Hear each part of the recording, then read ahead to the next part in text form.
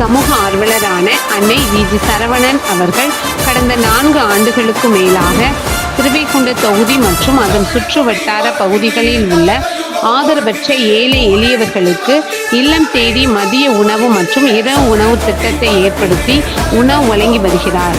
இந்நிலையில் தமிழக வெற்றிக் கழகத்தின் ஐம்பெரும் கொள்கை தலைவர்களுள் ஒருவரான சமூக ஆர்வலர் அஞ்சலை அம்மாளை கொள்கை தலைவராக அறிவித்ததன் ஏற்பால் தமிழக வெற்றிக் கழகத்துடன் இணைந்து தமிழக வெற்றிக் கழக தலைவர் தளபதி திரு விஜய் அவர்களின் ஆசியுடன் கழக பொதுச் செயலாளர் அண்ணன் புத்தி என் ஆனந்த் அவர்களின் வழிகாட்டுதலின்படியும் மதிய உணவு மற்றும் இரவு உணவு திட்டத்தை ஏற்படுத்தி உணவு வழங்கி வருகிறார்.